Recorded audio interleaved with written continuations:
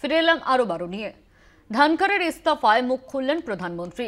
দেশের জন্য কাজ করার অনেক সুযোগ পেয়েছেন জগদীপ ধনখড়। তার সুস্বাস্থ্যের কামনা করি। উপরাষ্ট্রপতির পদত্যাগে এক্স হ্যান্ডেলে পোস্ট প্রধানমন্ত্রী নরেন্দ্র মোদীর। উপরাষ্ট্রপতির পদত্যাগের পর এক্স হ্যান্ডেলে পোস্ট করলেন প্রধানমন্ত্রী নরেন্দ্র মোদী। অনেক কাজ করার সুযোগ দেওয়া হয়েছে, দেশের জন্য কাজ করার অনেক সুযোগ পেয়েছেন জগদীপ ধনখড়। তার সুস্বাস্থ্যের কামনা করি, এমনই কিন্তু পোস্ট করা হয়েছে প্রধানমন্ত্রী নরেন্দ্র মোদীর তরফে। সেই টুইটারের পোস্ট আপনারা দেখতে পাচ্ছেন। টুইটারে পোস্ট করেছেন নরেন্দ্র মোদী। উপরাষ্ট্রপতির পদত্যাগে এক্স হ্যান্ডেলে পোস্ট প্রধানমন্ত্রীর। ধনখড়ের ইস্তফায় এবার মুখ খুললেন প্রধানমন্ত্রী। আচমকা ইস্তফা, সেই নিয়ে শোরগোল পড়েছে রাজনৈতিক মহলে। রাজনৈতিক ব্যক্তিত্বরা তারাও টুইট করেছেন। আর এবার প্রধানমন্ত্রী নরেন্দ্র মোদী তিনি বললেন দেশের জন্য কাজ করার অনেক সুযোগ পেয়েছেন জগদীপ ধনখড়, তার সুস্বাস্থ্যের কামনা করি, এমনই কিন্তু টুইট করেছেন প্রধানমন্ত্রী নরেন্দ্র মোদী। ধনখড়ের আচমকা ইস্তফা, সেই ইস্তফা নিয়ে শোরগোল পড়েছে। প্রধানমন্ত্রী নরেন্দ্র মোদী এবার পোস্ট করলেন। আমাদের সঙ্গে এই মুহূর্তে ফোন লাইনে রয়েছেন আমাদের মুখ্য রাজনৈতিক বিশ্লেষক জয়ন্ত ঘোষাল। জয়ন্তদা, ধনখড়ের ইস্তফা ঘিরে রাজনৈতিক মহলে শোরগোল পড়েছে, তবে এবার প্রধানমন্ত্রী নরেন্দ্র মোদী তিনি টুইট করছেন।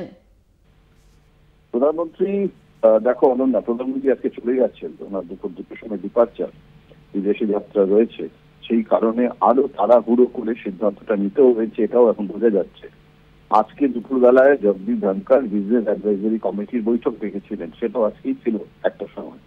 সেই বৈঠকটা উনি ডাকবেন বলে সবকিছু ঠিক ছিল এবং উনি সেটা সব বিরোধী নেতাদের জানিয়ে দিয়েছেন। এরপরেও কালকে যেভাবে ইস্তফাটা দিলেন, তাহলে আজকের মিটিংটা তো ডাকার কথা নয়। তাহলে এটা যে একটা হঠাৎ ডেভেলপমেন্ট, সেটা এখন স্পষ্ট হয়ে উঠছে।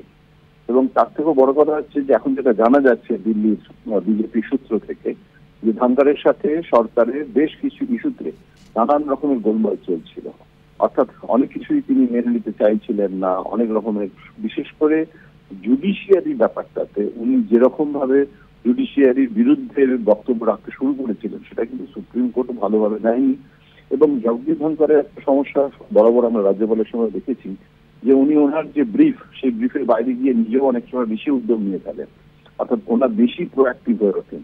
এখন জুডিশিয়ারির ক্ষেত্রে এই বিশেষ করে যখন লোকসভাতে সরকার জানিয়ে দিয়েছে যে তারা একটা গভর্নমেন্ট ইনিশিয়েটিভ নোটিশ একটা হয়েছে এবং সেখানে হাইকোর্টের জাজ ভার্মার ব্যাপারে ইমপিচমেন্ট, নানান রকমের বিরোধীরা সেটাকে একটা তাদের রিমুভাল নিয়ে এত আলোচনা হচ্ছে, সেখানে রাজ্যসভা বিষয়টাকে আবার নিয়ে এসে গোলমাল বাঁধানো, সেটা তো বিরোধীদের পক্ষে চলে যায় বিষয়টা।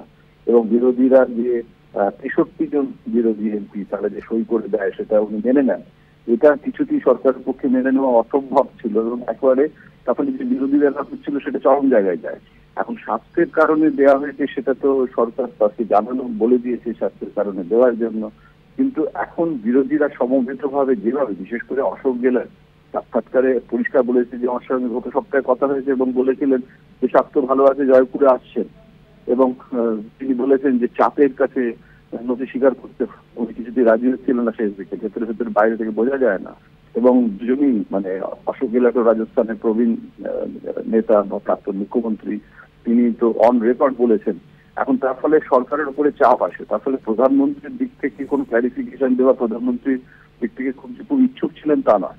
তার কারণ প্রধানমন্ত্রীর স্টেটমেন্টটাও যদি খুব গভীর অনুধাবন করা যায়, তাহলে দেখা যাবে যে বিরাট একটা সাধারণত কি হয়, যে যখন কেউ ইস্তফা দেয় তখন তার সম্পর্কে ভূয়সী প্রশংসা করা হয়।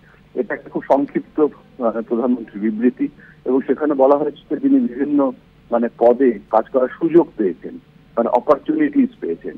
কিন্তু অপরচুনিটিস পাওয়া মানে তিনি যে সফল বা সার্থক বা তার প্রশংসা করা, সেটা কিন্তু নয়। সুতরাং এটা কমপ্লিমেন্টটা ব্যাপারেও প্রধানমন্ত্রী হিসেবে ব্যাপারে খুব সচেতন থাকেন, কি ভাষা ব্যবহার করবেন, কতটুকু করবেন।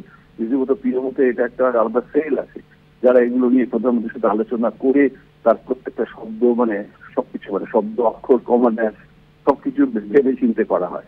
সুতরাং এক্ষেত্রে বোঝা যাচ্ছে যে কোথাও একটা গোলমাল রয়েছে। এখন প্রধানমন্ত্রীর এই বিবৃতিটাতে করা হয়েছে যাতে আর কি স্বাস্থ্যের বিষয়টা নিয়ে যেহেতু প্রশ্ন উঠছে এবং বলা হচ্ছে সরকারের পক্ষ থেকে কোনো বিবৃতি, কোনো ক্লারিফিকেশন নেই, সরকার নীরব, সেইখানে কোন পার্টিগত ভাবে তো এটা বিবৃতি দেওয়ার তো মনে হয় না, কারণ এটা বিষয়টা তো পার্টির নয়, এটা রাজ্যসভার এবং ভাইস প্রেসিডেন্টের একটা সাংবিধানিক পদ। আচ্ছা, আর একটা এখানে বড় ঘটনা হচ্ছে যে ইস্তফা দেওয়ার সঙ্গে সঙ্গে যেভাবে ইস্তফাটা গৃহীত হয়েছে সেটাও কিন্তু নজিরবিহীন। প্রথমত তো কোনো উপরাষ্ট্রপতি ভারতের ইতিহাসে এরকম ভাবে মেয়াদ শেষ হওয়ার আগে ইস্তফা দেননি। তার কারণটা হচ্ছে যে রাষ্ট্রপতি হওয়ার জন্য মনোনীত হলে তিনি ইস্তফা দিয়েছেন রাষ্ট্রপতি পদে লড়াই করার জন্য। সেটা দুবার হয়েছে, সেটা আলাদা বিষয়। কিন্তু নির্ধারিত সময়ের আগেই 2 বছর এখনো বাকি, এবং উনি বলেও ছিলেন তার নিজের অবসর সম্পর্কে, সেখানেও যে দিনক্ষণ বলেছিলেন তার সমস্ত ভুল হয়ে গেল। তিনি নিজেই এরকম ভাবে আচমকা ইস্তফা দিচ্ছেন। এবং আর একটা বড় ঘটনা, যে কোনো ফেয়ারওয়েল হয়, যখন সাংবিধানিক কোনো পদ ইস্তফা দেয় তখন তার একটা প্রোটোকল আছে, সেই প্রোটোকলটাও মানা হলো না। অর্থাৎ এক্ষেত্রে খুব আনসেরিমোনিয়াস এক্সিট বলা যায় এটাকে। মানে এইরকম ভাবে কোনো প্রোটোকল ছাড়া, কোনো রকম সেরিমনি ছাড়া তার একটা ডিপারচার, তার একটা চলে যাওয়া, মানে এটাও কিন্তু একটা ভারতের গণতন্ত্রের ইতিহাসে এটা কিন্তু খুব মানে আনন্দদায়ক ঘটনা নয়।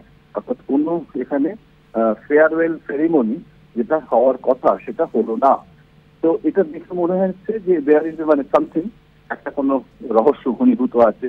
সবটা এখনো আমরা জানি না, তবে আশা করা যায় ধীরে ধীরে তার মানে আর কি আরো গভীরে যাওয়ার সুযোগ থাকবে এবং আরো তথ্য নিয়ে আমরা আসতে পারবো। অনন্যা, ধন্যবাদ। আমাদের সঙ্গে ছিলেন আমাদের মুখ্য রাজনৈতিক বিশ্লেষক জয়ন্ত ঘোষাল।